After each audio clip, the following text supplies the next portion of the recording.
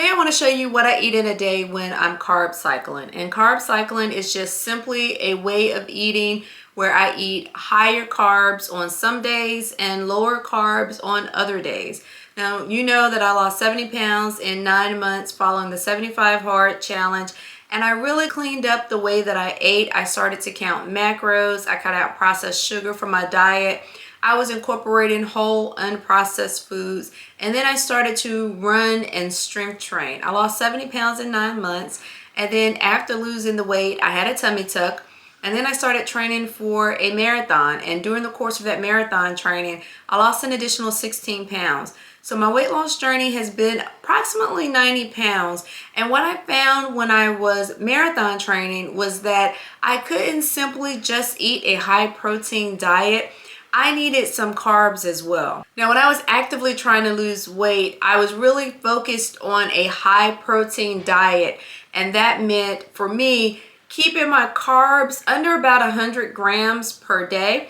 But what I found was when I was in marathon training and I really just wanted to maintain my weight, that I wasn't eating enough carbs. It was fine for me to count high protein, but I needed some additional carbs. I needed more carbs than what I was actually getting. Carbs are the best fuel for runners, and I just needed more carbs in my diet.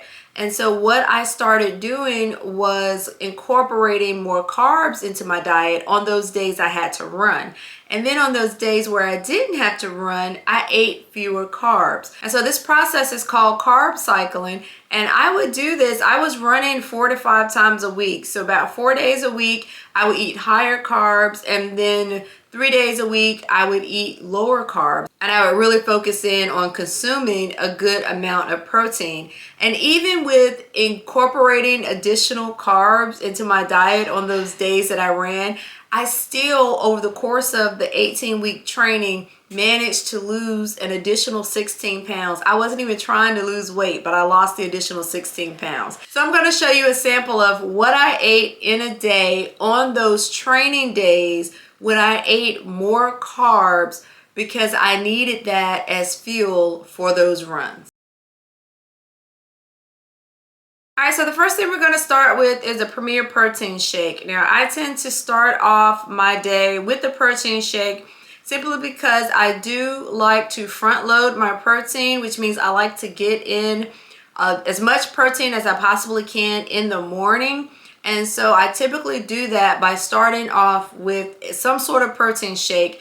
I prefer Premier Protein Shakes. These protein shakes have 30 grams of protein, and I can get them down really quickly. I like the taste of them, which is always important to me.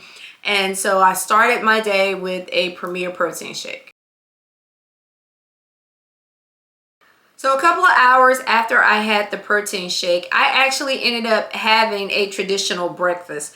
So with this breakfast, I had a half cup of rolled oats, and this is just traditional Quaker oats, with a quarter cup of blueberries, 2 boiled eggs, and 2 strips of turkey bacon. The turkey bacon and the eggs gave me some good protein for this meal.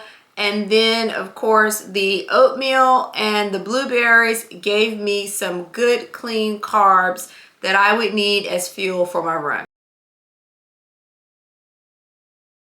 All right, so the next meal was lunch, and what I did for lunch was simply brown some chicken on the stovetop, and I typically use a tablespoon of butter and 2 tablespoons of olive oil, and I just brown my chicken in the pan on the stove.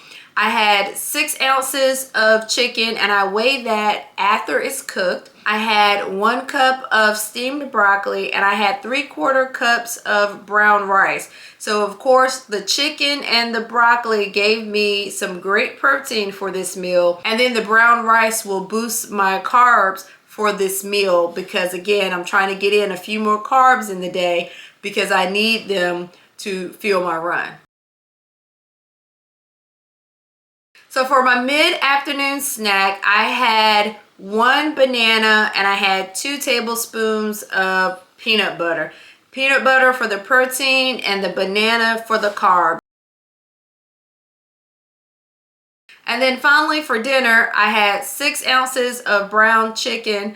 I had 1 cup of broccoli, and I had a sweet potato for this particular meal. Now, the sweet potato, of course, gave me some great carbs. The broccoli gave me protein as well as the chicken. And I'll tell you a little trick here. I cooked the broccoli and the chicken when I was cooking the lunch meal. I just cooked enough for 2 servings, and then I split them, and then I had 1 serving for lunch and 1 serving for dinner. It's almost like a meal prep. Now, I don't tend to do meal prep in advance too many days. I'm just not one to like leftovers. And so typically I'll do this where I'll either cook the night before or I'll cook the day of, but my lunch and dinner will sometimes look almost exactly the same, simply because I'm cooking multiple servings of it to save time. All right, so I'm going to share with you the macro counts for this particular day. So for breakfast, I had the protein shake, and then like I said, almost a couple hours later, I had the 2 slices of turkey bacon, I had the 2 boiled eggs, I had the ½ cup of oatmeal and the ¼ cup of blueberries. So those combined for breakfast, I had 59.1 grams of protein, 20.1 grams of fat, and 36.7 grams of carbs. For lunch, which was my next meal, I had the 6 ounces of chicken breast with the 1 cup of broccoli and the 3/4 cups of brown rice. So my lunch, I had 57 grams of protein, 7.4 grams of fat, and 45.1 grams of carbs. All right, for dinner, I had the 6 ounces of chicken breast with 1 cup of broccoli and a medium sweet potato. And then I also had a tablespoon of olive oil drizzled on the sweet potato.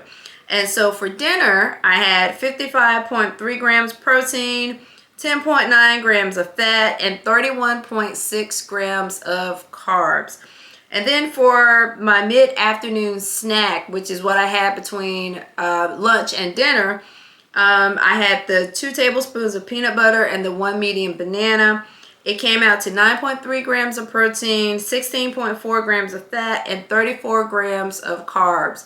And so my total, if I go to my dashboard and take a look at my macros, what you'll find is that for protein, I hit 181 grams of protein for the day. For my fats, I had 55 grams of fats. My goal was 68, and I hit 55, and that's perfectly fine.